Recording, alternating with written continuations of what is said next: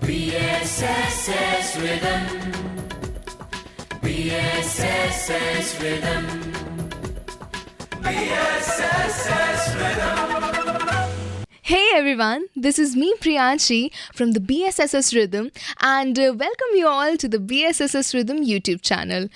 And today I am accompanied with an interesting person and together with him we are going to delve deeper into an insightful interview. So here we have Professor Dr. S. Jayaraman, a distinguished expert in the human resource management, and he is appointed in the prestigious ISB&M Bangalore. He is a former group head at IRIS Limited, former division manager at Tata Metallics Limited, and his research interests are talent management, performance management, and organizational change and workforce analytics. He has conducted several management development programs for various organizations, consultants to leading organizations, also well versed in psychometric testing and analysis. He has over 18 years of experience in teaching and MPDs and over 26 years of work experience in diverse industries ranging from automobiles, construction, iron and steel, IT services, and has held senior level positions in Tata Metallics and IRIS Business Service Limited. Hello, sir. So your work profile is amazing and you have definitely gained a lot of experience from your opportunities that you've got. And I feel honored to share some valuable time listening to your expert advices, and I'm sure my audience will feel the same, right? So without any further ado, let's delve deeper into our interesting conversation with Dr. S. Jayaraman. Hello, hi. How are you, sir? How was your day so far? Today has been very, very exciting for me because always exciting for me when I meet new students. And it's my pleasure to meet you, and it's so nice to meet you, sir. I must say something at this point of time because I've been coming to BHOPAL School of Social Sciences for more than about almost close to a decade. And every time I come here, I have a great time because I have a good interaction with your faculty, particularly Professor Leela Sampson. Yes, sir. And of course, every time I come, I set a huge set of students. And today it was my pleasure when I saw the Rhythm Studio open. I could not stop myself. I just walked into the studio. That's truly amazing, sir. Sir, so my first question would be, what are the most significant trends in shaping the field of human resource management in today's world? Okay, let me put it this way. First and foremost, I think human resource management is not something which has been there for centuries. Okay, businesses, the moment they came into being, human resource management of people, management of human resources all along been there. But the current trends, if you really ask me, with the advent of what you call technology, AI and machine learning, a lot of what you call these kind of processes are getting enabled, which also helps them to what you call improve their productivity, reduce their operational cost. And more human resource managers are focusing more on organization capability building, talent management. How do you develop human skills among their own employees? And what kind of what you call skills would be appropriate for the organization to be competitive in the business space? And this is what occupies the what you call. And more importantly, since the world is changing so rapidly, HR managers are constantly reinventing and ways to what you call, how do I cope with change? So change management is what the most HR managers are all particularly very, very excited about. It's a very challenging phase. Human resource management is here to stay, and today there is a whole lot of, if you look at all my students who have studied with me for the last 2 decades in ISB&M, some of them are in very senior positions. One of them is my 2004-06 batch, who is currently the director of Walmart in Washington. She's a 2004-06 batch student of mine. Okay. So similarly, if you see another 2004-06 batch student of mine is currently the global director HR, Ashish Musaddi, who works for Cipla. Wow. So people today, well, there are trends changing, and it's always a challenge. Keeping rest with the changes, I think, is one of the most exciting things to happen in HR today. Super. Sir, you have referred this word talent management. Yeah. And I've also seen it in your profile that you are expert in talent management. That's right. So what exactly is talent management? Today, you see, people have all along been looking at recruitment and selection in organizations a very important way. Today, people are saying that, look, I'm not just recruiting people. I got to look at what you call talent is not really very well defined. What an ordinary person cannot do, a very talented person can do. So Definitely. that distinguishes a person with the innate ability. So you know that here is a person who has more capable than the other ordinary person. So the organizations are constantly trying to find out, how do I identify the most appropriate talent which can make my organization better. Not only recruiting them, but at the same time, one, identification, then recruitment of talent, and then more importantly, how do I develop these talent? Today, organizations are more finding the biggest challenge for them is to how do you retain their talented people. The more and more talented people, every organization wants talented people in their world. They try to attract them all. And so there's a huge amount of attrition happening across the world. So talent is the defining way for creating competitive advantage in business organization. Definitely. So managing talent is very, very important for all organizations, irrespective of the business they are in. Wow, this is an amazing piece of information by you, sir. So my next question would be, how can HR leaders foster a culture of continuous learning and development, ensuring their employees to stay relevant in the rapidly changing business landscapes? There was a time when, when you talk about learning and development, is learning an individual responsibility, is an organization responsibility? That's the first question. Mm-hmm. Well, organizations want all their employees to learn because they want to constantly upskill themselves. Very important, the most important question that you really need to ask from an individual perspective is, if I stop learning, I'll become obsolete. Very important. Yeah. Do you want to become obsolete? Nobody wants to become obsolete. So there is an individual natural, instinct to keep learning. I want to keep myself contemporary in terms of knowledge, in terms of new skills for that matter. And so organizations also realize this. And so that's the reason why learning and development today is organized in a completely different way. Organization says, I am an enabler. I am a facilitator. You say you want to learn something, I'll give you all the resources for you to learn. So there is a huge two-way process. Organizations are helping them with resources, both financial resources, maybe skill resources.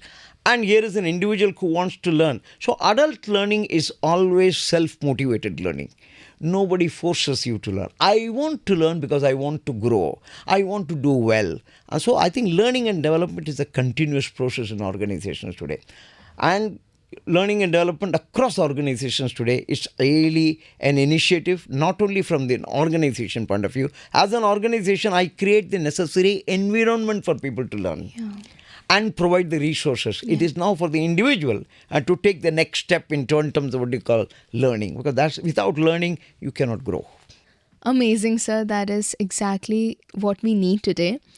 So my next question would be, how can HR contribute to fostering a diverse and inclusive work environment, and what challenges may arise in this process? So what are your thoughts on this, sir? See, today you hit upon a very interesting topic actually. Today, every organization in the world wants to focus on three things: diversity, equity, and inclusion. Yeah. Now, let's take each one at the same time. Yeah. Have we ever not thought about diversity? Maybe no. But today, people are saying diversity is important. Now, when I take diversity, I'm talking about gender diversity, I'm talking about cultural diversity, I'm talking about geographical diversity, all necessary diversity. Why is it important to have a diversified workforce? Why do organizations now take extreme importance in terms of what you call, even in their sales force, they want to see as many women as there are men. Okay? Yeah. Because you see, the more and more diverse you are, your own interpersonal peer relationships become better. You learn from each other more. Yeah. Diversity brings in different perspectives. Yeah. And more importantly, equity and inclusion. Now, when I say I feel inclusive, every decision that an organization does, do I have an empowered workforce here? Do people feel, what do you call, empowered to come and talk to their manager and say, and they have an idea. And I want to discuss my idea with my immediate manager, and I get support from a manager to include all my ideas. So inclusion is very important. I feel very empowered. I feel very included. I feel I'm part of the decision-making process. Today, all organizations realize, well, people are very talented, very, very, in terms of vertical, they all want to do well in life. But are we creating an environment where it is inclusive? And we also bring in diverse, what you call, set of people together who bring in, because of the kind of background they come from, they have different thought processes. And when all these different thought processes come together, you get various opportunities to, what you call, for the same problem, you may have 10 different solutions coming from 10 different people. And then you get discussed, debate, and then come to a common conclusion. That is when you start growing. So diversity, equity and inclusion is the mantra for competitiveness, for having a very competitive organization in future. You look at all the top-notch organizations in the world, Google, Amazon, all the top organizations in the world. In ISB&M itself, let me tell you, we constantly promote diversity. If you see our total number of students, if the total number of seats is say 300, you will find mostly 45-50% will be women and 50% will be men. And people come from almost 80 to 90 different cities in India. You might find a person from Guwahati, you might find a person from Kochi. And you might find a person from Bombay and you find a person from Chennai. So when different people with different backgrounds come together, it makes it all the more exciting. Yeah. People learn from each other. So diversity, equity and inclusion, not only in B schools, and also in what you call organizations, is very, very important for continuous innovation and growth. Yeah, and the learning becomes more exciting. And learning becomes more exciting. Very true. Very, very true. Yeah. Okay, so another question would be, what are your thoughts on today's changing environment and the skilled students, not the skilled student actually, but I've seen this that when a graduate student passes from his or her college, then they suddenly become unemployed. So according to you, what are the right skill sets which needs to be inherited by any student? Okay. See, I've done quite a lot of research in this area, and I've been studying, there is something called Bloomberg's Job Skill Survey question, which they do a survey every year. Yeah. They go to some of the top B schools in the world, particularly in the US, to find out what do companies look for when they hire people. You'll find 4 important things which are looked at by almost every company that comes to the campus. Number 1, the mother of all things is communication skills. Okay. Then they talk about leadership skills. Then they talk about creativity and innovation. And then the 4th that they talk about is strategic thinking. Today, I will add one more dimension to this, and that is this. You got to be, if you are getting out of a college, whether you are an undergraduate college or you are studying in an MBA school, you must definitely have very good skills, technological skills, particularly in terms of what you call, you want to specialize in finance, you must know Excel very well. You must know Excel very well, including advanced Excel. In every assignment that you get, a student gets in the MBA course in ISB&M will have. And add to that, it is also good. In fact, in our courses, we also teach them R, we teach them Python, so that they can put these applications in management better. So technology skills, learning to deal with data, more importantly, because without data and data analysis, you can't make informed decision making. So I think the 4th dimension to this entire skill set is data. How do you deal with data? How do you learn how to assimilate data? And how do you assimilate data and arrange data in such a way that you're able to give you... Definitely, sir, definitely. So with that, we come up to our last question. So it is, what are your words of direction for our audience to become a better version of themselves? See, I never advise students what to do and what not to do.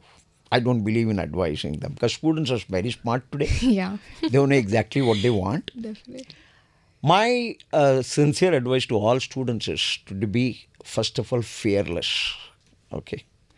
If you want to do something, if you want to learn swimming, jump into the pool, but keep a life jacket around you. Okay. So be fearless, be bold and courageous, and question everything. Yeah. Don't accept anything because somebody else told you this, right? Exactly. Learn to question everything and ask rational, make rational judgments about yourself, and learn to explore as much as you can and be fearless. Those are some actually wonderful words of wisdom by you, sir. So, with that, I would like to thank you, sir, for sharing your valuable time with us and having this wonderful conversation with us. And I'm definitely sure that my audience also enjoyed this episode. And just to remind you guys that we come up with such exclusive content every now and then. So make sure to like, share, and subscribe to our channel, BSSS Rhythm. Ring that notification bell to be able to get notified with our regular content. And with that, I'm Priyanshi Namdeo. Sign off. Thank you.